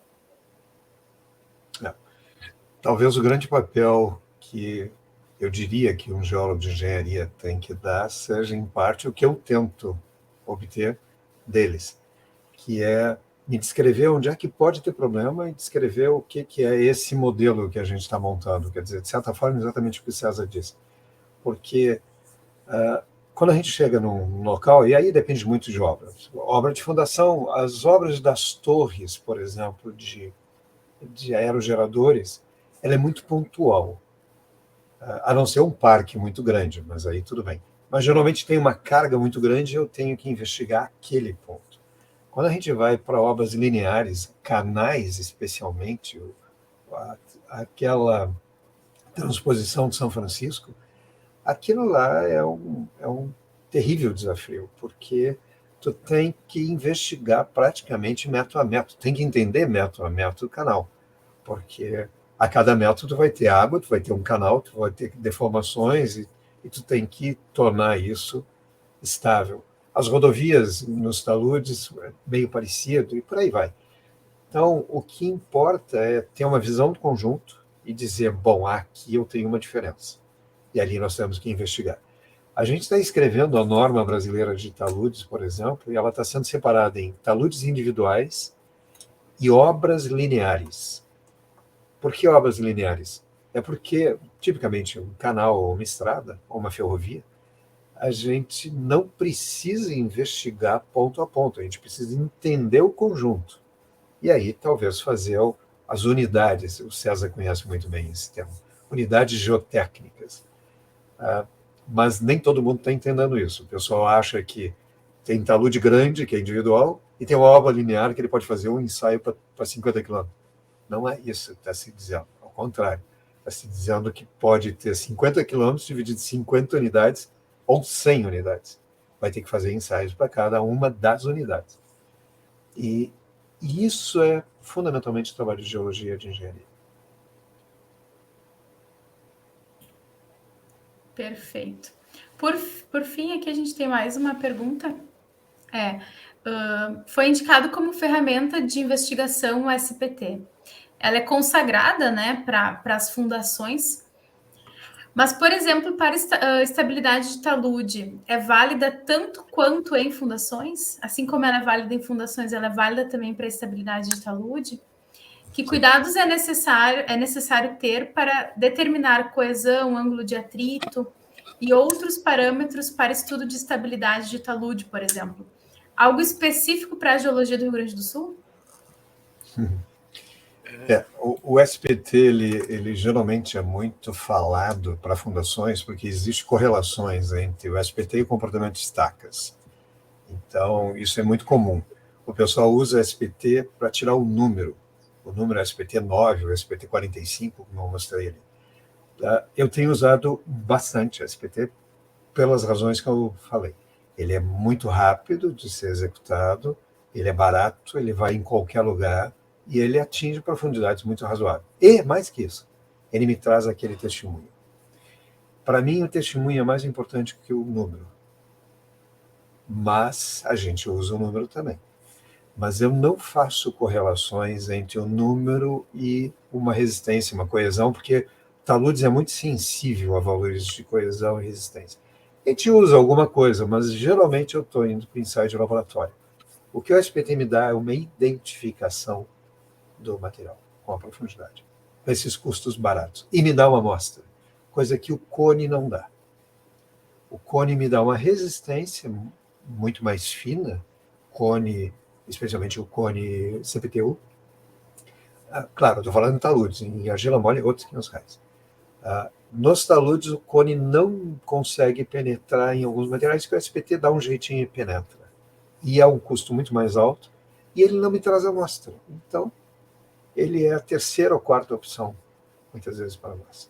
Agora, de novo, algo específico da geologia do Rio Grande do Sul, provavelmente ele quer uma correlação, alguém que pediu aí. Não existe uma correlação específica, a gente tem correlações gerais, as correlações são muito dependentes do material, do tipo de material. Em São Paulo tem várias propostas, e o que se faz é, geralmente, ter uma identificação com o SPT e ter uma confirmação com cisalhamento direto ou terciário. Na linha aí do Bressani, ele falou muito bem, né? O que a gente tem, na verdade, é a sondagem de simples reconhecimento de solos com SPT, né?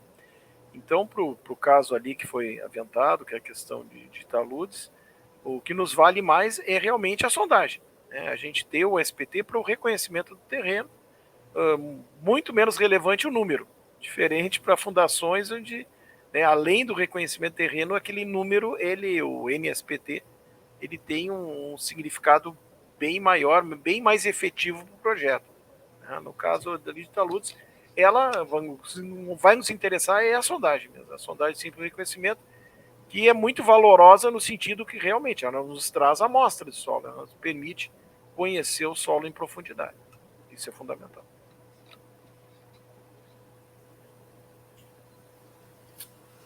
Perfeito. A gente tem, nesse sentido ainda, o Daniel, ele comenta, né, com relação àquela imagem do escorregamento superficial. Eu imagino que seja do rastejo, aquela que tem o Giovanni. Lá seria possível aplicar uma retroanálise para determinar os parâmetros geotécnicos? Essa é uma questão bem clássica e certamente é um dos melhores materiais que eu teria, seria aquele lá. O único problema é o seguinte: a retroanálise ela precisa da geometria que eu tinha, a geometria anterior, ou conseguia estabelecer. Eu tinha espessura, eu tinha o gama do material e tinha um movimento muito bem definido, tudo redondinho. Só faltava uma coisa: qual é o nível d'água que estava na hora da ruptura? Se eu colocar 1 metro, dá uma coesão. Se eu colocar 2 metros, dá outra coesão. E se eu tirar água, que não era o caso, não tinha chovido muito na época, tinha chovido antes, não choveu no dia. O fato é que é muito sensível a esse parâmetro que nós não sabíamos com precisão. Então, nesse caso, o que se fez foi tirar amostras e levar para o laboratório, e eu tinha um padrão melhor para saber a resistência. Mas, sim, Daniele, te respondendo, retroanálise o pessoal faz muito, mas tu tem que ter muito critério para saber o que está fazendo, porque senão ela simplesmente vai ajustar o que tu quiser. Então, em muitos casos, o que a gente tem feito é ter, no caso, tipo ali, eu ter dados de laboratório e fazer uma retroanálise do nível da água. Surpreendentemente, às vezes a gente é obrigado a fazer isso, para ver o que houve, se uma drenagem seria suficiente e tal, que aparentemente era. Só que a solução ali, solução típica de obra, ali perto tinha um aterro de 20 metros de altura a ser executado. Então, o empreiteiro, o executante simplesmente decidiu remover aquele material todo, acabar com o talude e fazer o aterro. O material era bom, de compactação. Então, não se teve uma solução para ele, a não ser a remoção completa de todo o material de cima. Coisas que acontecem em obra, né? Enfim. Mas se ele rompesse depois da obra executada, bom, aí nós íamos ter que achar outra solução. Com essas chuvas agora, a gente teve diversas rupturas nesse mesmo estilo aqui no Rio Grande do Sul. Muitas. A gente mesmo atendeu algumas rupturas nesse mesmo estilo, né? Sempre com esses solos coluvionários, declividades bem baixas. E a pergunta é essa, né? Onde é que estava o nível d'água, né, que causou essa ruptura? Se tu faz análises com dados de laboratório, tu vê que o nível d'água chega na superfície. E com essas chuvas todas é muito plausível isso. Então... Com certeza. Bom, a gente tem uma última pergunta, né, também para vocês dois. Quais os principais desafios na área da geologia de engenharia atualmente no Brasil? Essa que é fácil, eu vou deixar para o Bressani. Que bom! Caramba, o que eu diria assim, eu tenho que olhar um pouquinho para trás, eu acho que se o César já fez essa visão de história. Olhando para trás, o que eu penso assim, o desafio é estar preparado para o que vem pela frente. A gente não sabe exatamente o que vem pela frente, mas na década de 70, a geologia de engenharia cresceu muito com as barragens. Hoje não se constrói mais barragem daquele tamanho. Hoje o que a gente está tendo são as usinas de offshore, de aerogeradores, né? Nós estamos com obras grandes de infraestrutura, ainda vai ter, são portos, são algumas ferrovias, mas o que vai ser o nosso maior desafio, e aí todo mundo vai ter que se integrar, é essa desorganização climática. Por quê? O que tu citasse agora, Débora, que rompeu um monte de taludes, é o que vai passar a acontecer. Porque nós projetávamos até razoavelmente bem, com base no histórico que a gente tinha. Esse histórico mudou. Então, as obras que estavam bem vão deixar de ficar bem. E as que não tinham um bom projeto já estão caindo. E as naturais, isso é que é o maior desafio, os taludes naturais vão se tornar instáveis porque o ambiente que eles estavam mudou. Vai mudar. E eu tenho trabalhado com alguns dados de chuva, ultimamente, por questões profissionais mesmo. A gente tem pego.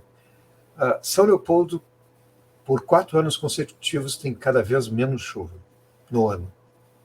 4 anos consecutivos já. Bem menos chuva. Esse verão foi seco. Só que quando ela vem, é isso que vocês viram. Então a média da chuva é baixa, mas o pico é alto. Ou seja, aquele equilíbrio que o solo tinha, com uma mata, inclusive, natural, que tentava manter uma certa umidade, agora ela vai secar o verão, vai trincar, e de repente vai vir uma tormenta em cima de uma trinca aberta. E o material seco. O que vai acontecer, exatamente eu não sei, mas nós vamos ter que pensar nisso. E vai faltar água em alguns ambientes. Vocês viram Montevidéu, que está botando água saloba do Rio da Prata para dentro de uma reserva de água que eles têm. Eles estão tomando água saloba, 3,5 milhões de habitantes de Montevidéu. teoricamente está dentro dos limites toleráveis, desde que não tome água salobra por 3 anos daqui para frente. Porque secou, esvaziou, o reservatório não dá conta. E a foto que eu vi, aliás, eu li essa notícia em algum jornal brasileiro, pequena, não tinha ido atrás, e depois recebi do Guardian. O Guardian de Londres é que está com uma manchete, Montevidéu sem água. E aí fotos e tal, toda uma descrição. É esse o nosso grande desafio. Então, eu diria que o que eu disse olhar para trás? Tudo que eu vi a geologia se desenvolver foi em função de necessidades que a sociedade tem. As próximas, me parece que essa é a grande necessidade. E a procura por essa questão de, vamos falar agora de risco, por causa da desorganização climática, nós vamos ter as questões urbanas, o mapeamento, o novo mapeamento, o regime de chuva nós vamos ter que reestudar, tudo aquilo que a gente tinha vai ter que ser olhado com muito critério. E, novamente, mais um último exemplo. Nós pegamos dados de uma cidade do lado de Belo Horizonte para fazer dados de chuva. Ela tem dados de 1941 até 2022 agora. Lindos os dados. Nunca vi uma série com tão pouco erro, linda, assim, a estatística é perfeita, exceto 2 pontos. 1 a 5, não, 1 a... não, a mais. O outro é há uns 40 anos atrás. E o do ano passado. Os 2 estão fora desse alinhamento, completamente fora. A tendência, inclusive, do hidrólogo que fez a análise foi, não, esses pontos a gente pode desprezar, vamos pegar os pontos alinhados. E eu perguntei para ele, mas desprezar como? Se eles existem. Inclusive, um é do ano passado. Pois é, mas vai ficar antieconômico a obra. Vai ficar antieconômico, vai ficar segura. Não tem como projetar algo que é econômico e não deu outra. Nós tivemos, aqui no Sul, chuvas... Há quanto tempo a gente ouvia falar de chuvas no Maquiné de tanta intensidade? E, casualmente, eu tive em Maquiné com meu filho, que ele adora pescar em rios desse tipo. Então, ele pesca dentro do rio, que é cheio de seixão. E nós fomos em fevereiro, estava lindíssimo o rio. Aí teve uma tormenta, em março. Matou 2 pessoas, lavou tudo. Eu levei ele lá para mostrar o que a água faz. Chegamos lá, tinha árvores que a gente tinha parado embaixo, tinha marca de inundação em cima. A gente olhava para o lado, meu Deus, e ele teve a noção.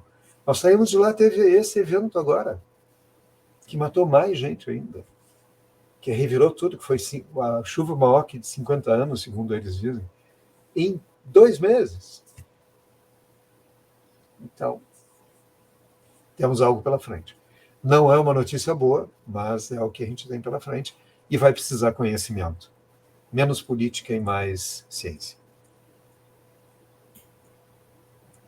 É verdade, é o cenário que a gente tem trabalhado também, né? Eventos mais extremos, né? Menos equilíbrio e mais extremismos, assim, desses eventos, né? Como a gente se prepara e como a gente pensa também as nossas cidades, né? E as nossas infraestruturas para isso, né? Então, é o nosso desafio aí pela frente nos próximos anos.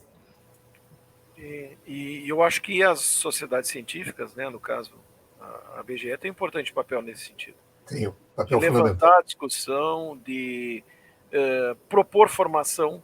Eu acho que cursos, preparar o profissional, ajudar na preparação profissional para vencer esses desafios, porque sim, precisamos de geólogos de engenharia. Isso aí é inegável, e vamos precisar cada vez mais. É verdade. Ótimo. Muito obrigada, professor César, professor Bressani. A gente teve alguns comentários aqui no chat, né? O pessoal parabeniza as palestras, os assuntos, né?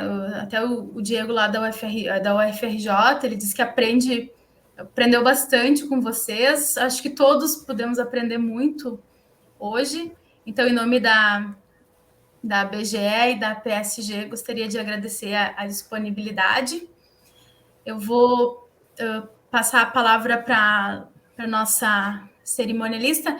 Mas antes eu gostaria de lembrar, né, que ao longo dessa semana, amanhã e na semana que vem, na segunda e na terça, teremos outros palestrantes aqui também conversando um pouco sobre essa parte inicial da geologia de engenharia, né? E ao longo dos próximos ciclos conversaremos muito ainda, né, sobre obras, sobre barragens, sobre hidrogeologia, sobre geologia ambiental, sobre mecânica de solo, sobre mecânica de rochas, né? Então, confiram a programação completa lá no site, que tem muita gente boa, muitas coisas boas ainda pela frente nos próximos ciclos.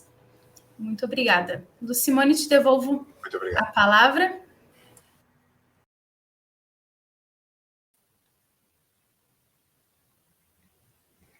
Agradecemos a presença de todos os participantes, bem como os nossos palestrantes, os nossos patrocinadores, o CREA e a Mútua. Convidamos a todos a participar da programação do evento.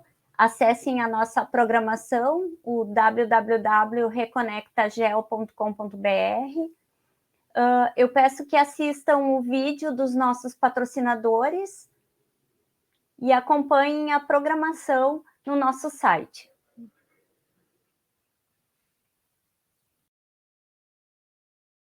O Conselho Regional de Engenharia e Agronomia do Rio Grande do Sul faz muito porque faz junto. Uma gestão colaborativa e transparente que coloca as pessoas em primeiro lugar. Serviços mais ágeis e inteligentes, trazendo inovação profissional, com direito à carteira digital e menos tempo na compensação das ARTs. Mais segurança, mais confiança e mais tranquilidade. Os profissionais do CREA-RS estão no campo, na cidade, em todos os lugares e momentos. Com fiscalização preventiva, orientativa e educativa, sempre em defesa da sociedade e do exercício legal das profissões. Com uma visão empática, de equidade, de diversidade e de sustentabilidade, o CREA-RS está trabalhando para o planeta, para as pessoas e para a sociedade. E seja por onde for, está construindo o futuro e um mundo melhor. Conselho Regional de Engenharia e Agronomia do Rio Grande do Sul. A gente faz muito porque faz junto.